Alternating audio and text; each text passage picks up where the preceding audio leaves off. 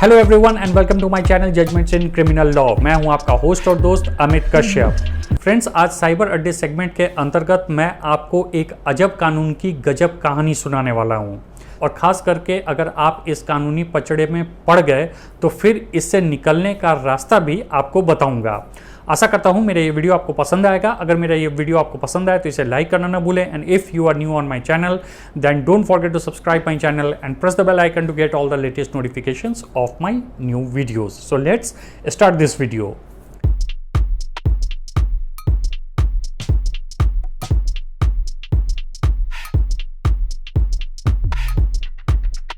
Friends, Bharat में social media के आगमन के बाद लोगों को एक ऐसा प्लेटफॉर्म मिला जहां पर वह अपने व्यूज़ को एक्सप्रेस कर सकते थे, चाहे वो स्पोर्ट्स से संबंधित हो, राजनीति से संबंधित हो, फिल्म से संबंधित हो, सामाजिक मुद्दों से संबंधित हो, यानी कि हर तरह के मुद्दे पर चर्चा के लिए लोगों को एक प्लेटफॉर्म मिला जहां पर एक आम आदमी भी अपने व्यूज़ को रख सकता था।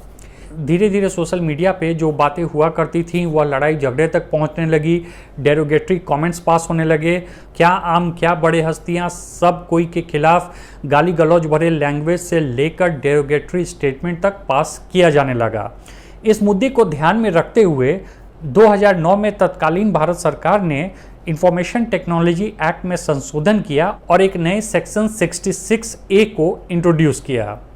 सेक्शन पास होने के साथ ही बहुत सारे विवादों में घिर गया। Section 66A information technology act के मुताबिक अगर कोई भी व्यक्ति इलेक्ट्रॉनिक माध्यम से कोई भी ऐसा स्टेटमेंट पास करता है, कुछ भी ऐसा कहता है which is grossly offensive for a particular person, तो इस परिस्थिति में उस व्यक्ति के ऊपर 66A IT एक्ट के तहत FIR हो सकता था और इसके अंतर्गत उसे 3 साल की सजा भी हो सकती थी। अब यह पूरा का पूरा मुद्दा विवाद में इसलिए आया कि इस सेक्शन में ग्रॉसली ऑफेंसिव को क्लियर नहीं किया गया था। कौन सा स्टेटमेंट कब और किस परिस्थिति में ग्रॉसली ऑफेंसिव होगा, इस बात को लेकर इस सेक्शन में कोई क्लैरिटी नहीं थी। यानी कि परिस्थिति ऐसी थी कि अगर कोई भी व्यक्ति कुछ भी इलेक्ट्रॉनिक माध्यम से सोशल मीडिया पे कुछ कहता है और अगर सरकार मान लेती है कि वह ग्रॉसली ऑफेंसिव है किसी नेता के खिलाफ, किसी सरकार के खिलाफ, तो फिर इस परिस्थिति में उस व्यक्ति पर कानूनी कार्रवाई हो सकती थी, उस पर FIR हो सकता था according to section 66A information technology act और दोष सिद्धि पाए जाने पर उसे 3 साल तक की सजा भी हो सकती थी।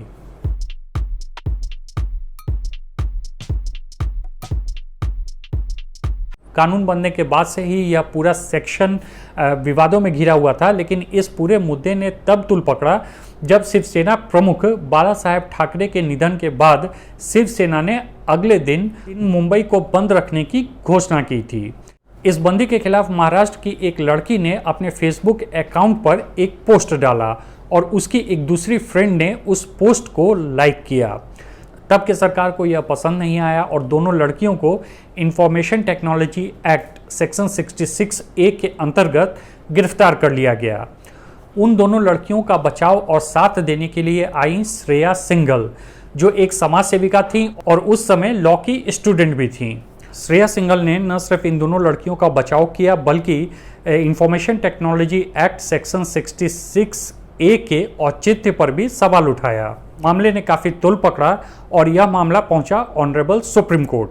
ऑनरेबल सुप्रीम कोर्ट में information technology act section 66A के खिलाफ बहुत सारे पिटीशंस फाइल हुए। अंततः सारे पिटीशंस को क्लब करके एक जगह सुनवाई की गई और 2015 में ऑनरेबल सुप्रीम कोर्ट ने section 66A of information technology act को स्ट्राइक डाउन कर दिया, यानी कि इस सेक्शन को असंवैधानिक घोषित कर दिया।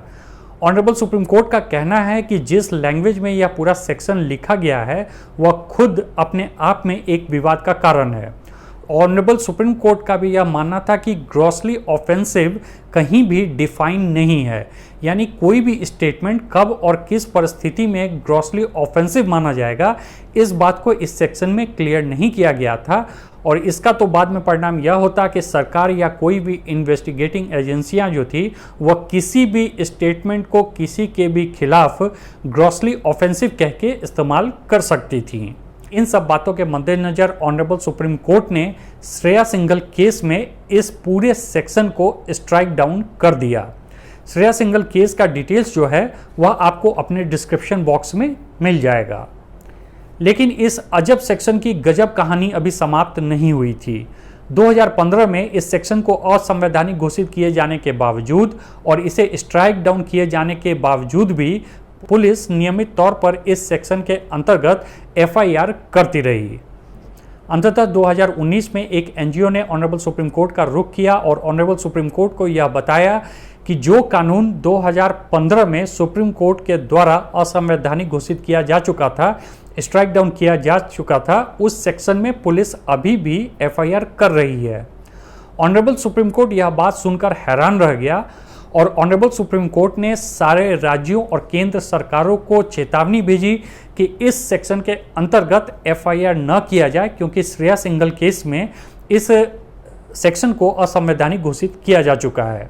आश्चर्य की बात है कि 2019 में ऑनरेबल सुप्रीम कोर्ट के चेतावनी के बावजूद भी एफआईआर होना बंद नहीं हुआ और अभी अगस्त 2021 के पहले सप्ताह में उस एनजीओ ने फिर से ऑनरेबल सुप्रीम कोर्ट का रुख किया और ऑनरेबल सुप्रीम कोर्ट को बताया कि ऑनरेबल सुप्रीम कोर्ट के डिसीजन के बावजूद और उनके चेतावनी के बावजूद भी आज भी पूरे देश में 745 एक्टिव केसेस हैं जो इंफॉर्मेशन टेक्नोलॉजी एक्ट 66A के अंतर्गत किया गया है। ऑनरेबल सुप्रीम कोर्ट ने फाइनली इस पे बहुत कड़ा रुख अपनाया है और ऑनरेबल सुप्रीम कोर्ट ने सारे राज्यों को और केंद्र सरकार को इस मामले में तलब किया है और ऑनरेबल सुप्रीम कोर्ट ने कहा है कि यह एक बहुत ही सॉरी स्टेट ऑफ अफेयर है जहां पर एक ऐसे सेक्शन के अंतर्गत एफआईआर किया जा रहा है जो असंवैधानिक घोषित किया जा चुका है। यह तो आगे देखने वाली बात है कि राज्य सरकार और केंद्र सरकार इस संबंध में ऑनरेबल सुप्रीम कोर्ट में क्या जवाब देते हैं। लेकिन यह बात तय है कि इस संबंध में ऑनरेबल सुप्रीम कोर्ट अब कोई कड़ा आदेश राज्य सरकारों और केंद्र सरकार को देने वाला है। तो अब आपके लिए समझने वाली बात यह है कि section 66A of information technology act एक असंवैधानिक सेक्शन है। It has been strike down by honourable supreme court in 2015 और अगर किसी भी व्यक्ति पर इस सेक्शन के अंतर्गत एफआईआर किया जा रहा है तो उस व्यक्ति को तुरंत अपने स्टेट के हाई कोर्ट में उस एफआईआर को क्वैश कराने के लिए क्वैशिंग फाइल करना चाहिए। इस सेक्शन के अंतर्गत हुए एफआईआर को कोर्ट्स जो हैं वो बहुत ही आसानी के साथ क्वैश कर देती हैं। तो जब तक ऑनरेबल सुप्रीम कोर्ट का इस संबंध में कोई कड़ा आदेश नहीं आ जाता है या फिर राज्य और केंद्र सरकार कोई सब्सटेंटिव कदम नहीं उठा लेती है, इस बीच अगर किसी भी व्यक्ति पर इस सेक्शन के अंतर्गत केस फाइल होता है तो इसमें बहुत घबराने की आवश्यकता नहीं है। आप तुरंत हाई कोर्ट अप्रोच करें और निस्संदेह हाई कोर्ट के द्वारा इस सेक्शन के अंतर्गत किया गया कोई भी एफआईआर क्वैश कर दिया जाएगा।